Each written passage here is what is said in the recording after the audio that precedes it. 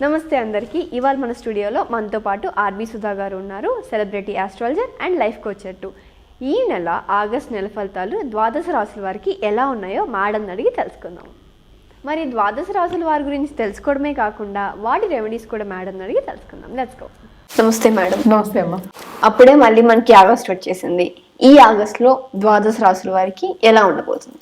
తప్పక చూద్దాం. First general గా అయితే ఫస్ట్ మేషరాశియే, బట్ జనరల్ గా అయితే ఏంటంటే గోచారం మాట్లాడుకోవాలి. మనం గోచార రీత్యా మనం ఏంటంటే రాశి ఫలితాలు చెప్పడం అనేది జరుగుతుంది. ఇప్పుడు మనం చూసాము అంటే మేషంలో ఏమీ లేదు, అంటే ఏ గ్రహం లేదనమాట. సంచారం ఎక్కడ జరుగుతోంది అంటే వృషభ రాశిలో మనకి మార్స్ సంచారం, at the same time Jupiter సంచారం జరుగుతోంది. అలాగే మీనంలో మనకేమో రాహు సంచారం జరుగుతోంది. మనకి కుంభంలో శని మోస్ట్ ఇంపార్టెంట్, అంటే ఏంటి, కుంభ శని ఉన్నాడు, at the same time retrograde లో ఉన్నాడు, అంటే వక్రించి ఉన్నారనమాట. అలాగే మనం చూసాము అంటే మిథునంలో లేరు, కర్కాటకం నుంచి మనకి బుధుడేమో కిందకి దిగాడు, అంటే ఏంటి లియో సింహానికి దిగి ఉన్నాడు అనమాట. కానీ సన్ సంచారం అక్కడ మనకు కర్కాటక రాశిలో జరుగుతోంది. ఇదే నెల second half of this month మనకి సింహానికి వెళ్తున్నాడు అనమాట. కానీ మోస్ట్ ఇంపార్టెంట్ ఇంకోటి ఏంటంటే ఈ నెలాఖరిని, ఆగస్ట్ నెలాఖరిని మనకి బుధుడు ఉన్నారు కదా, బుధుడేమో రిట్రోగ్రేడ్ అయ్యి మళ్ళీ కర్కాటక రాశికి వెళ్తున్నాడు అనమాట. సో రెండు రిట్రోగ్రేడ్ ప్లానెట్స్ ఉన్నాయి ఇప్పుడు మనకి, ఒకటేమో శని, ఇంకోటేమో మనకి బుధుడు. అలాగే మనం చూసాము అంటే మనకి శుక్రుడు కూడా, శుక్ర గ్రహం కూడా మనకి ఎక్కడ ఉందంటే మనకి లియో అంటే సింహంలో ఉందన్నమాట. ఈ నెలాఖరికి కన్యకి వెళ్తోంది. కన్యలో ఎవరున్నారు? కేతు ఉన్నాడు. కేతు వీనస్ కలిసి వస్తున్నాయి అనమాట.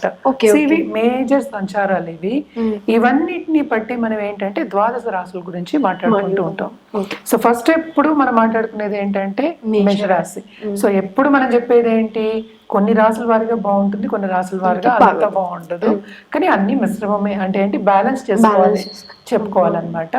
సో ఇప్పుడు మాట్లాడుకుందాం మ్యామ్. ఇప్పుడు ఈ ఆగస్ట్ నెలలో కర్కాటక రాశి వారికి ఎలా ఉండబోతుందో వివరించండి. కర్కాటక రాశి వాళ్ళకి బాగుంటుందని చెప్పుకోవాలి, ఎందుకంటే ఈ రాశిలోనే మనకి సన్ సంచారం అంటే సూర్య సంచారం జరుగుతుంది. సో సెకండ్ లార్డ్ కూడానే ఉన్నారు కనుక డబ్బు సంపాదించే ఛాన్సెస్ ఎక్కువ కనిపిస్తున్నాయి, అంటే ఏంటి సంపద వచ్చే ఛాన్సెస్ ఎక్కువ కనిపిస్తున్నాయి.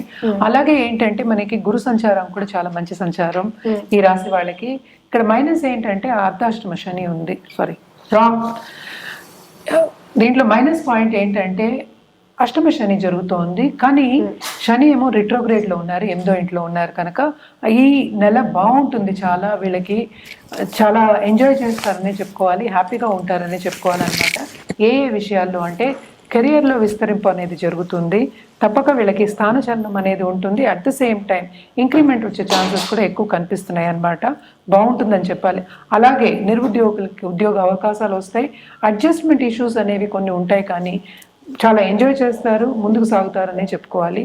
At the same time investment రంగంలో ఉన్న వాళ్ళకి కూడా డబ్బు వచ్చే ఛాన్సెస్ ఎక్కువ కనిపిస్తున్నాయి. కొన్ని జాగ్రత్తలు చెప్తాం, ఎందుకంటే మనకి 7th లార్డ్ 8th లో ఉన్నాడు, 8th లార్డ్ కూడా అయ్యాడు అనమాట. అంటే శని రిట్రోగ్రేడ్ లో ఉన్నాడు కనుక వీళ్ళ పార్ట్నర్స్ కూడా బాగుంటుంది, పార్ట్నర్షిప్ బిజినెస్ కూడా విస్తరిస్తుంది అని చెప్పాలి. Second half of this month ఏంటంటే మనకి సన్ అంటే సూర్య సంచారం జరగబోతోంది, అంటే ఓన్ హౌస్కి వెళ్తున్నాడు అనమాట. అలాగే బుధ సంచారం జరుగుతోంది, మళ్ళీ కర్కాటకానికి వస్తోంది, రిట్రోగ్రేడ్ అయి వస్తున్నాడు కనుక అప్పుడు మిశ్రమంగా ఉంటుంది అని చెప్పాలన్నమాట. First half of this month బాగుంటుంది, ఇందాక నుంచి నేను అదే చెప్తున్నాను.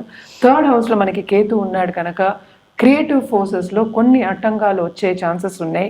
అట్ ద సేమ్ టైం వీళ్ళకి ఏంటంటే స్పిరిచువల్ డెవలప్మెంట్ ఎక్కువ కనిపిస్తోంది, అండ్ అదే చదువు మీద మక్కువ కూడా చూపిస్తారు వీళ్ళు, తప్పక చదువుతారు, పైకి వచ్చే ఛాన్సెస్ దాంట్లో కూడా ఎక్కువ ఉన్నాయి. ఎలాంటివంటే ఆస్ట్రాలజీ కానీ, లేకపోతే కన్సల్టింగ్ బిజినెస్ కానీ, లేకపోతే టారో కార్డ్ రీడింగ్ కానీ, ఇలాంటివన్నీ వేరే గుప్త సబ్జెక్టులు నేర్చుకునే అవకాశం అనేది వీళ్ళు తెచ్చుకుంటారు, తప్పక నేర్చుకుంటారు, దాంట్లో పైకి వస్తారు. అండ్ ఆల్సో కొత్త బిజినెస్ స్టార్ట్ చేయాలి అంటే తప్పక ఫస్ట్ హాఫ్ ఆఫ్ దిస్ మంత్లోనే స్టార్ట్ చేయొచ్చు, బాగుంటుంది వీళ్ళకి. నేను చెప్పినట్టు డబ్బు వచ్చే ఛాన్సెస్ ఎక్కువ కనిపిస్తున్నాయి కనుక. అలాగే ఏంటంటే 10th లార్డ్ కూడా మనకి 11th లో పట్టాడు కనుక బాగుంటుందనే చెప్పాలన్నమాట. మొత్తం మంత్ అంతా బాగుంటుంది. సెకండ్ హాఫ్ ఆఫ్ మిశ్రమం ఎందుకు చెప్తున్నాం అంటే బుధ సంచారం అంటే 12th లార్డ్ 2nd హౌస్లో ఉన్నాడు, అలాగే వీనస్ కూడా 2nd హౌస్లో ఉన్నాడు కనుక కొన్ని ఫైనాన్షియల్ ఇబ్బందులు తప్పవు. లోన్స్ తీసుకునే పరిస్థితి వచ్చే ఛాన్సెస్ ఉన్నాయి, కానీ స్మాల్ లోన్సే. అట్ ద సేమ్ టైం ఏంటంటే మనకి ఖరీదైన వస్తువు అంటే ప్రాపర్టీస్ అంటే ఏంటంటే స్థిరాస్తులు కొనుక్కునే ఛాన్సెస్ కూడా ఎక్కువ కనిపిస్తున్నాయి. వీళ్ళు ఏంటంటే ధర్మక్షేత్రాలు సందర్శించే ఛాన్సెస్ కూడా ఎక్కువ కనిపిస్తున్నాయి. నేను ట్రావెలింగ్ గురించి చెప్తున్నాను, అది కూడా బాగుంటుంది. ముందుకి సాగే ఛాన్సెస్ ఈ నెల బాగుంటుంది, ఎంజాయ్ చేస్తారని చెప్పుకోవాలి. మంచి సూచనలు కనిపిస్తున్నాయి కర్కాటక రాశి వాళ్ళకి. అలాగే మన పరిహారాల విషయానికి వస్తే కనుక తప్పక సోమవారం రుద్రాభిషేకం చేయించుకోవడం చాలా చాలా మంచిది. అలాగే దుర్గా చాలీస చదువుకోవడం చాలా మంచిదన్నమాట. మనం ఒక గోవు కానీ లేకపోతే ఒక డాగ్ అంటే కుక్కకు కానీ మనం ఫుడ్ పెట్టడం అనేది చాలా మంచిదన్నమాట. అలాగే ఇది వర్షాకాలం కనుక తప్పక ఓల్డ్ ఏజ్ హోమ్కి వెళ్ళి మనం గొడుగులు దానం ఇవ్వడం అనేది ఇంకా మంచిది. ఇవన్నీ మీకు ఏంటంటే పాజిటివ్ దారికి తీసుకెళ్తాయి అని మంచి సూచనలే కనిపిస్తున్నాయి, కానీ ప్లస్కి ప్లస్ ఉంటే ఇంకా బాగుంటుంది కదా. సో తప్పక చేయండి, ఇంకా బాగుంటుంది. ఓకే, మనం ఇప్పుడు పరిహారాల గురించి మాట్లాడుకోవాలి అంటే ఈ నెల ఆగస్ట్ నెల జనరల్గా చెప్పుకోవాలి అంటే మనం కుమారి పూజ చేసుకోవడం అనేది చాలా మంచిది. ఎందుకంటే దాంపత్య జీవితం ఇప్పుడే స్టార్ట్ చేసే వాళ్ళకి కానీ లేకపోతే కొత్తగా పెళ్ళి అవ్వాలి అనుకునే వాళ్ళందరికీ చాలా బాగుంటుంది. అలాగే మనం చూసామంటే అమ్మవారికి శ్రవణ మాసం కూడా వస్తుంది కదా, అమ్మవారికి నిత్యం పూజ చేసుకోవడం చాలా మంచిది. బట్ ఏంటంటే ఫ్రైడే అలాగే ట్యూస్డేస్ కూడా కొలవడం అనేది మంచిది. లక్ష్మీదేవికి స్పెషల్లీ కొలవడం ఈ నెల చాలా బాగుంటుంది. తప్పక చేసి చూడండి, మీకు అన్ని మంచి జరుగుతాయి.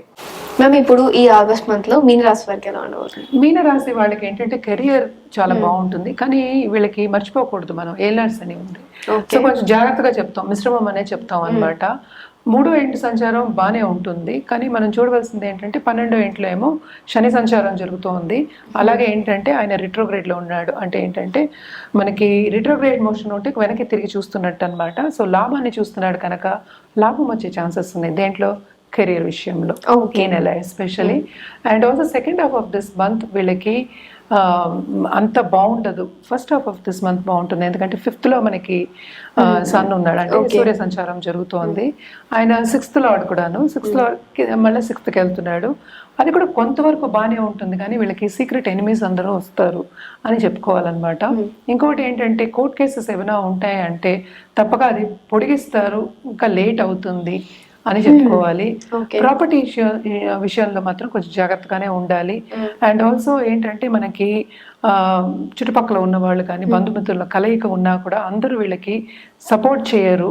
వీళ్ళని ఏంటి ఏదో ఒక దూషించే ఛాన్సెస్ ఎక్కువ కనిపిస్తున్నాయి అన్నమాట. మ్యామ్ ఇప్పుడు చుట్టుపక్కల వాళ్ళు అన్నారు కాబట్టి మరి లేడీస్ కి ఎలా ఉండబోతుంది? ఈ లేడీస్ కి ఈ రాశిలో ఉన్న వాళ్ళకి బాగానే ఉంటుంది అనమాట. కొత్త బిజినెస్ స్టార్ట్ చేసే ఛాన్సెస్ ఎక్కువ కనిపిస్తున్నాయి, ఎందుకంటే డబ్బు రావాలి కదా. ఈ రాశికి అధిపతి అయినా 3వ ఇంట్లో, సెకండ్ లార్డ్ కూడా అదే ఇంటికి వెళ్ళారు. సో అక్కడ లాస్ కనిపిస్తుంది, ప్లసెస్ కనిపిస్తున్నాయి, మైనసెస్ కనిపిస్తున్నాయి. సో అదేంటంటే డబ్బు వచ్చే సూచనలు కనిపించాలి అంటే ఏదో ఒకటి స్టార్ట్ చేయాలి. సో కొత్త బిజినెస్ స్టార్ట్ చేసే ఛాన్సెస్ ఎక్కువ కనిపిస్తున్నాయి ఈ నెల, తప్పక స్టార్ట్ చేస్తారు. అండ్ ఆల్సో ఏంటంటే వీళ్ళ పిల్లలు ఉన్నారు కదా, వాళ్ళ పిల్లలు వీళ్ళ మాట ఎక్కువ తీసుకోరు అని చెప్పాలన్నమాట. వినరు అని చెప్పడం బదులు ఎక్కువ ఏంటంటే ఇగ్నోర్ చేసే ఛాన్సెస్ ఎక్కువ కనిపిస్తున్నాయి. కొంచెం పిల్లలతోనూ ఎస్పెషల్లీ పెద్దవాళ్ళతోనూ జాగ్రత్తగా ఉండాలని చెప్పాలి. అండ్ ఆల్సో దాంపత్య జీవితంలో వీళ్ళకి అంత అనుకూల పరిస్థితి కాదు, సో జాగ్రత్తగా ఉండాలి. హెల్త్ విషయం కూడా చాలా సెన్సిటివే, కొంచెం కాపాడుకుంటూ ఉండాలి. ఎస్పెషల్లీ బ్లడ్ రిలేటెడ్ ఇష్యూస్ వచ్చే ఛాన్సెస్ ఎక్కువ కనిపిస్తున్నాయి. అలాగే ఎవరికైనా అనారోగ్యం ఉంది అనుకుంటే, లాంగ్ టర్మ్లో ఉంది అనుకుంటే అది అంత ఈజీగా పోదు, డాక్టర్ని విజిట్ చేసే ఛాన్సెస్ ఎక్కువ కనిపిస్తున్నాయి. అండ్ ఆల్సో డాక్టర్ని విజిట్ చేసి వాళ్ళ సలహా తీసుకోవడం అనేది ఎక్స్ట్రీమ్లీ ఇంపార్టెంట్ అన్నమాట. అండ్ ట్రావెలింగ్ విషయానికి వస్తే తప్పక ట్రావెలింగ్లో చాలా శ్రమ ఉంటుంది. షార్ట్ టర్మ్ ట్రావెల్ అంటే షార్ట్ డిస్టెన్స్ ట్రావెల్ అనేది ఉంటుంది. అండ్ ఆల్సో వీళ్ళు ఏంటంటే ధర్మక్షేత్రాలు సందర్శిస్తారు. అట్ ద సేమ్ టైం ఏంటి 7th మనకి కేతు ఉన్నాడు, కూడా రాహు ఉన్నాడు కనుక వీళ్ళకి వచ్చేవాళ్ళు కొంచెం ఫ్రెండ్స్తో కానీ అలాగే పై వాళ్ళతో కానీ అండ్ ఆల్సో బాసెస్ కానీ సూపర్ బాసెస్తో కానీ కొంచెం జాగ్రత్తగా మసులుకోవాలి, జాగ్రత్తగా మాట్లాడాలి, నోటి తుడుచువద్దు అని సూచన చెప్తున్నాం అనమాట. తప్పక వీళ్ళు ఏంటంటే దాంపత్య జీవితంలో అనుకూల పరిస్థితి అయితే లేదు, అందుకని పరిహారాలు చేయవలసిందే. ఏం పరిహారాలు చేయాలి అంటే దేవి పూజలు చేయడం చాలా మంచిది, దేవి ఉపాసన చేయడం ఇంకా మంచిది. అండ్ ఆల్సో సోమవారం తప్పక రుద్రాభిషేకం చేయించుకోవడం కానీ శివుడిని కొలుచుకోవడం కానీ వెరీ ఇంపార్టెంట్. అలాగే మనం చేసినప్పుడు ఏంటంటే ఫ్యామిలీ కింద శివుడు ఫ్యామిలీ ఉంటారు కదా, దేవుడు ఫ్యామిలీలు అంటే ఏంటి, వాళ్ళ ఫ్యామిలీ తోటి గణపతి ప్లస్ కార్తికేయ పార్వతి ప్లస్ శివుడు ఆ పటం పెట్టుకుని చేసుకోవడం, మొత్తం పటం పెట్టుకుని కుటుంబ పటం పెట్టుకుని చేసుకోవడం, ఏదైనా పూజ చేయడం అనేది ఎక్స్ట్రీమ్లీ ఇంపార్టెంట్. ఇది థర్స్డే చేసుకోవచ్చు. అలాగే గురువుని కొలవడం అనేది మంచిది. అది ఏ గురువు అయినా పర్వాలేదు, మీరు ఎవరిని నమ్ముతారో ఆ గురువుని కొలవడం అనేది ఎక్స్ట్రీమ్లీ ఇంపార్టెంట్ అన్నమాట. ఇవన్నీ చేసి చూడండి, మీకు బాగుంటుంది.